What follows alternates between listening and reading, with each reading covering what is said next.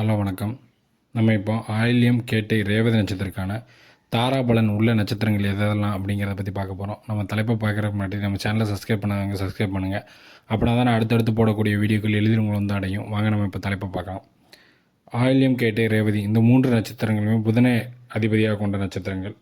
இப்போ இந்த 3 நட்சத்திரத்தில் பிறந்தவங்க இந்த நட்சத்திரத்திலேயே வந்து எந்த ஒரு தொழில் தொடங்குறதோ அல்லது திருமணம் முடிக்கிறதோ போன்ற அமைப்புகளை பண்ணக்கூடாது.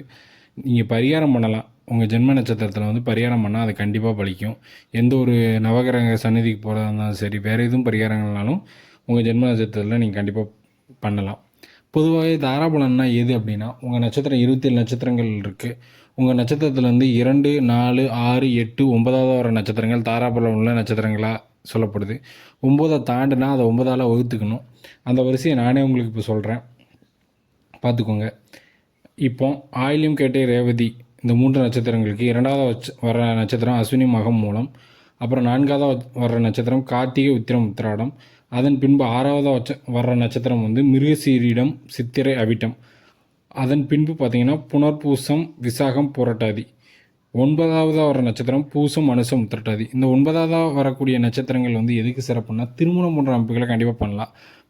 மற்ற நட்சத்திரங்களில் பண்ணக்கூடாதான்னு கேட்டால் மற்ற தாராபலன் உள்ள நட்சத்திரத்துலையும் பண்ணலாம். இது மிகவும் சிறப்புன்னு சொல்லப்படுது.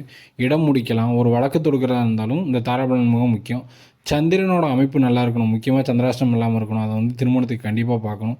நீங்கள் முகூர்த்த நாளில் வைக்காட்டி கூட பரவாயில்ல, மற்ற விஷயங்கள் கூட பரவாயில்ல, ஆனால் சந்திராஷ்டமம் இருக்கவே கூடாது. அது ரொம்ப ஒரு ஆபத்தான விஷயம். சந்திராஷ்டமத்தை தவிர்த்து மற்ற நாட்களில் வைக்கலாம்.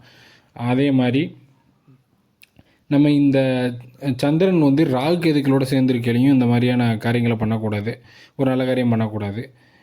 இதோட நான் இப்போ தாராபலன் வீடியோ வந்து முடிச்சுக்கிறேன். நம்ம அடுத்த வீடியோவில் சந்திக்கலாம்.